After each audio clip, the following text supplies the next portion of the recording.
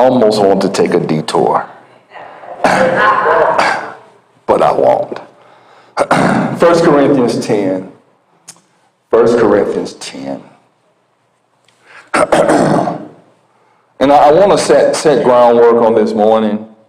I don't plan to deal with too much of these passages because I want to deal with this section. More specifically, chapter 11, what we normally reference as the Lord's Supper. When we do Lord's Supper, the Bible teaches us, as we are familiar with, Acts 20:7, that the disciples came together on the first day of the week for the breaking of bread. It seems to be to us an example indicating to us, indicating within the body of literature that was a moment of great significance for Paul to take a 7-day delay there in Acts, and he would wait until that particular day so that he may gather with the saints, and gathering with the saints for the breaking of the bread. It is the same Paul that in 1 Corinthians 5 and 7, he would call Jesus our Passover. It's that same one.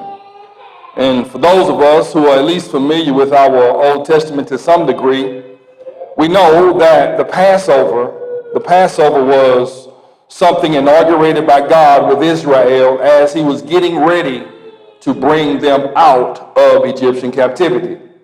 For your cross-reference, you can go back and you can look at Exodus chapter number 12. And what's interesting, and Numbers records this for us, what's interesting is that as that event is taking place, there seems to be outside of the Israel community loud cryings and tears as all of the firstborn are dying. And it's in those moments where Israel is able to remove themselves, or rather God, through the shepherdship of Moses, through the Redeemer's work he does through Moses, he's bringing Israel out of the bondage from which they cried. They cried vehemently in chapters 2 and 6, and when the taxation of the bondage became very heavy on them, and they began to cry to the Lord, and the Lord remembered his covenant. And remembering his covenant, he was called to himself the man Moses, who was in the land of Midian, acting as a shepherd for his father-in-law. And essentially, he would communicate to Moses, it's time. It's time. This is the year. This is the season. This is the time to move and to go get my people so that I can keep my word to my people. It is in this occasion we discover more intimately the idea of the name Yahweh, the covenant keeper, the promise-keeping God, who had promised generations before that he would make for himself a people beginning with a man named Abram, who he took from among idolatry.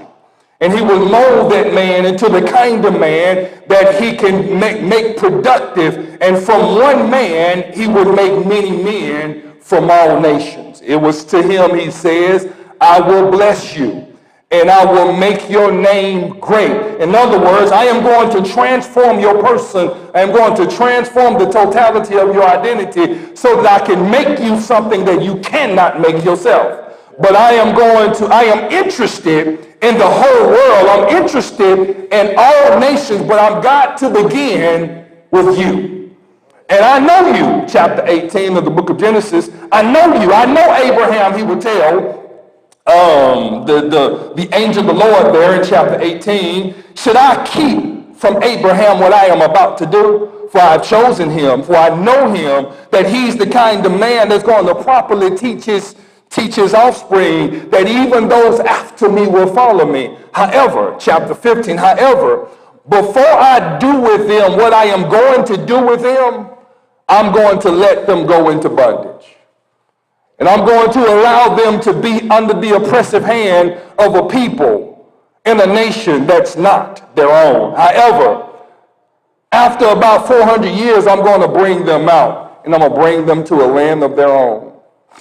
And so we learn of a man at the end of Genesis by the name of Joseph, who essentially is the forerunner, if you will, for Israel. Israel will eventually come by the order of Joseph in about a number of 75. And after about 430 years, roughly, they would ultimately be millions. It was this Israel, this first generation of Israel, that would cry. They would cry vehemently. The bondage had got heavy. The bondage had begun to penetrate their mind. The depressions and the anxieties had set in, and they wanted to be free. May I but ask you a question as we move forward today? Do you want to be free? Do you want peace? What we're going to learn is that in that context of liberation and peace, we're going to find this act that we do that we may need to reconsider how we approach it, is what we call the Lord's Supper and what it's connected to. It's actually a part of our proclaiming the death of the Lord until he comes. It's actually a paramount aspect of who we are as we remember our great Redeemer. Because by taking of this substance that we take, we recognize that there was a God that listened to us at a point in time in history when we cried in captivity, when we cried in bondage and sin, when humanity's sin had got to a place where God was going to ultimately destroy humanity. We remember another occasion like this in Genesis chapter number 6. God got fed up with humanity, and it repented him in his heart that he had made man, but he found a man.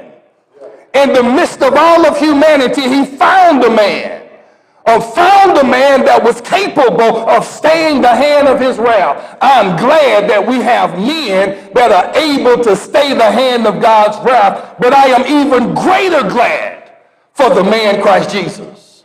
Because then, as Paul would disclose to us in the book of Romans, chapter number 5, there in the closing statements as he makes his trek into chapter number 6, to begin to enumerate this theology of connected to the death and the life of Jesus through the means and the mode of baptism.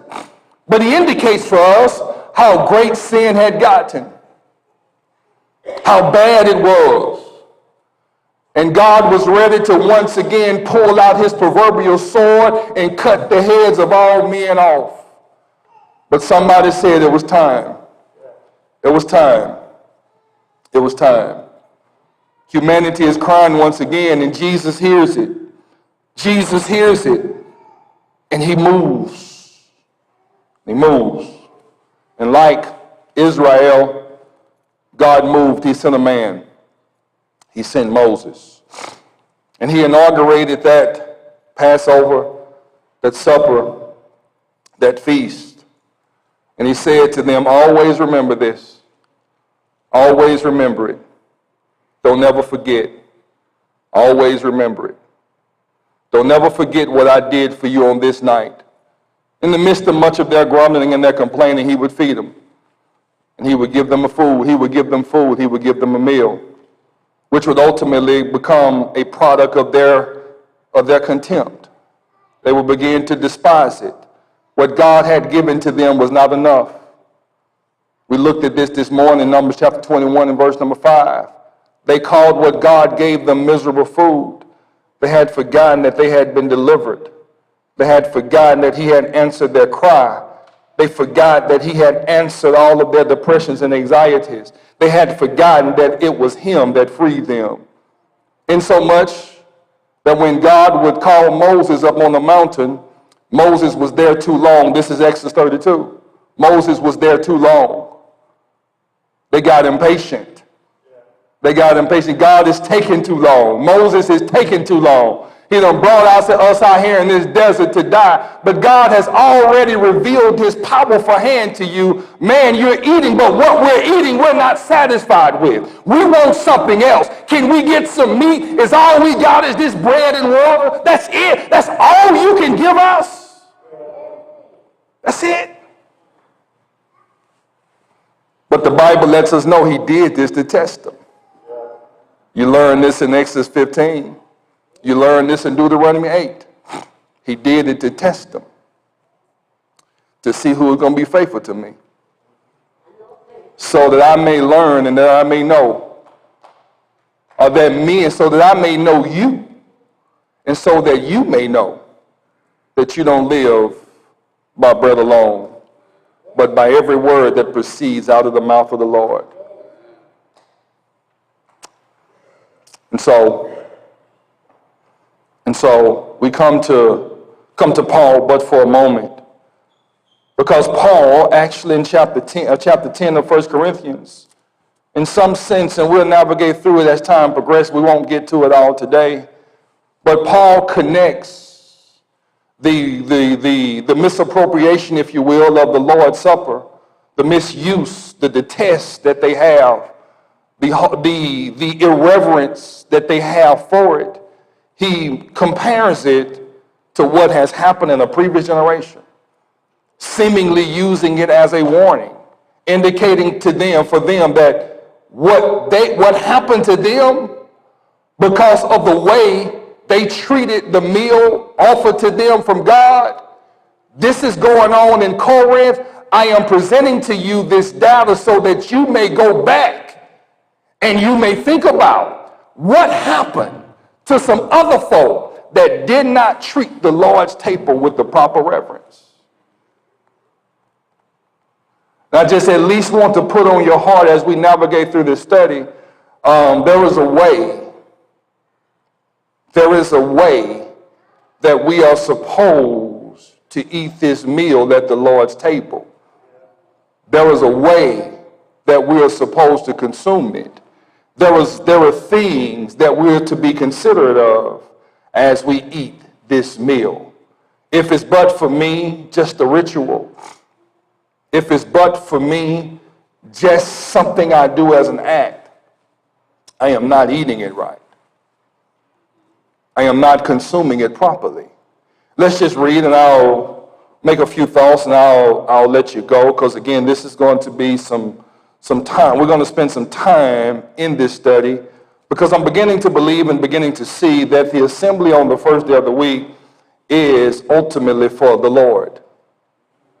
It's for him. And everything we do, our praise and our prayers, should be directed and moved by him. I am almost convinced in Acts 20:7 that Paul wasn't necessarily preaching, he was dialoguing with the assembly. There was communication about Jesus, centered in around on this particular meal, the breaking of bread. But everybody within the community, everybody within the assembly was talking about him. Everybody was focused on him. There is discussion about him. Everybody is thinking about him. Everybody is praying about him. Everybody is singing about him. What are we learning? We're learning about him. Why? Because this is the Lord's day. It's the Lord's day. The Lord's day. And so Paul, I'm just going to read a little bit of this in chapter 10 of the book of 1 Corinthians. For I do not want you to be unaware. Notice what he says. He wants them to be informed. He wants them to be informed. Now, here is what I want you to get. As we walk through this and we learn about this, it does no good to learn about this and do nothing with what we learn. It does no good for us to learn what we are to do and do nothing with what we learned. To walk by faith actually means to listen to what must be done and do it. Y'all okay with that? Now, what this is going to do for you is probably going to mess us up in how we do assembly. But if we learn better, we are supposed to do better. Now, what that's going to do for you is change some stuff for you that you may not necessarily be comfortable with, because it may not fit in line with the heritage, not the scripture, but the heritage, the tradition. Y'all okay with that? Okay with that? Now, this is why we're going to walk through this slowly and methodically so that we can actually put Jesus back in his place when we gather on this day to celebrate Passover. Okay? And so, let's read. Brethren, this is verse, before I do not want you to be unaware, brethren, that our fathers were all under the cloud and all passed through the sea. And all were, I want you to notice something, and all were baptized into Moses in the cloud and in the sea. And all ate the same spiritual food. And all drank the same spiritual meat. For they were drinking from a spiritual rock which followed them, and their rock was Christ. Nevertheless, with most of them, God was not pleased, for they were laid low in the wilderness. Now, we talked about this briefly this morning. In chapter number 11, let's just go there quickly. Verse 17. I want to give you this, and again, I'm just giving you snapshots today. We're going to walk through this briefly. Paul is setting forth what happened in ages past because of what's happening in ages present. So he's going to use Israel as a case study showing a people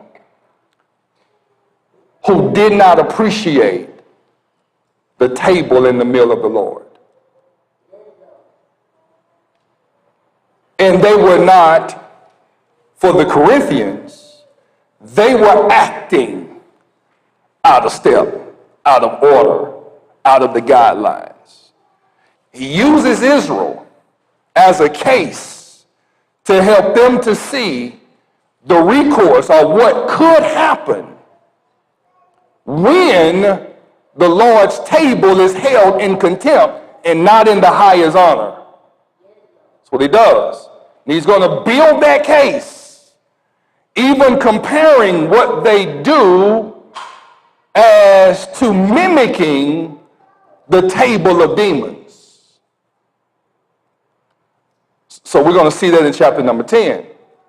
Now, in chapter 11 and verse 17, he says, but in giving this instruction, I do not praise you because you come together not for the better, but for the worse. Listen to what he says. For in the first place, when you come together as a church, I hear that divisions exist among you, and in part I believe it. He says, for there must also be factions among you, so that those who are approved may become evident. Therefore, when you meet together, what he says, it is not to eat the Lord's Supper. Let me just deal with that statement. What he says is what they are doing. What he means by what he said. Let me just finish reading it. Then I can make sense out of it. For in eating, now listen to what he says. Therefore, when you meet together, it is not to eat the Lord's Supper. He says, for in eating, I want you to note they're actually eating something.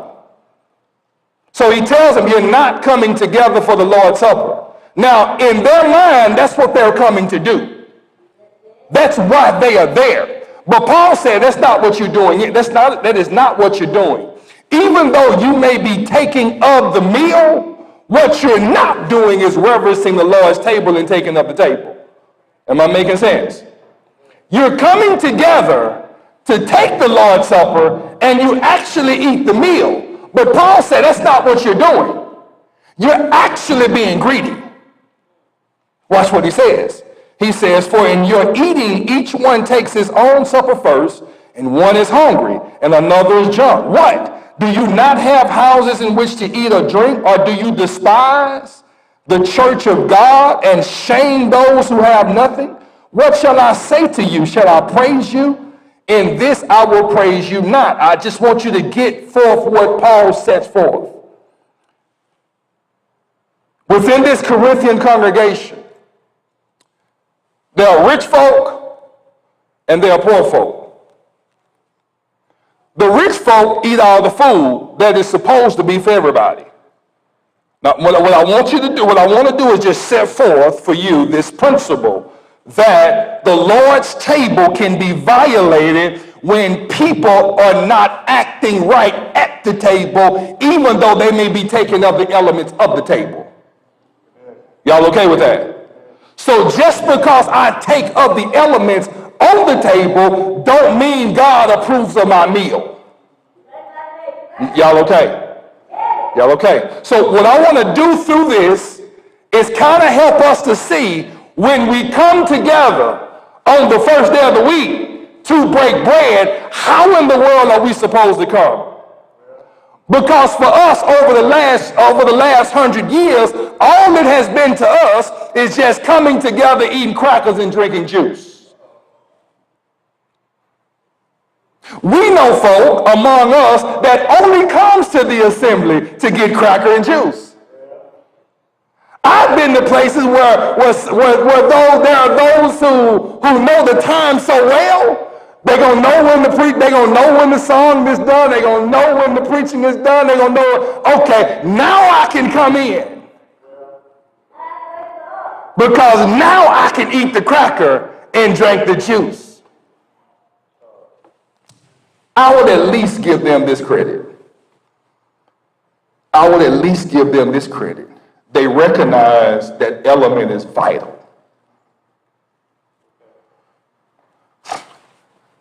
Though they've misunderstood everything else connected to it. Y'all okay? This making sense? I'm not going too far today.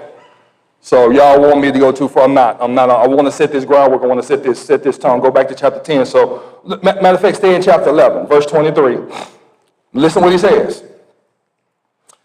For I have received the law of the Lord, which also I have delivered to you, that the Lord Jesus, the night in which he was betrayed, took bread, and when he had given thanks, he broke it and said, this is my body, which is for you. Do this in remembrance of me. In the same way, he took the cup also after supper, saying, this cup is the new covenant in my blood. Do this as often as you drink it in remembrance of me. For as often as you eat this bread and you drink the cup, you proclaim the Lord's death until he comes. And again, we're going to go through all of this more thoroughly. Therefore, whoever eats the bread and drinks of the cup of the Lord in an unworthy manner shall be guilty of the body and the blood of the Lord. Chapter 10, he's going to deal with this even more, but I want to do something for you. I want you to get this. When we do this, somebody is supposed to be on our mind.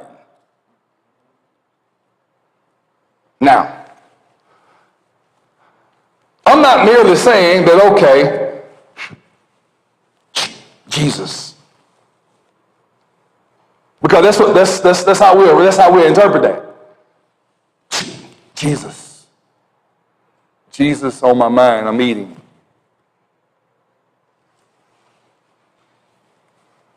And we believe we've done well. Because in a moment I thought about Jesus. In a moment I thought about Jesus. They were too. They were too. That's why they there to eat the Lord's Supper. That's why they are there to eat the Lord's Supper. But Paul says, nah, that's not what you're doing. Because you're eating to your full. You need to be eating to your full at home. This is a time of great significance. Though you may come to eat from the table of Jesus, that's not what you're doing. But they're thinking about Jesus when they come too.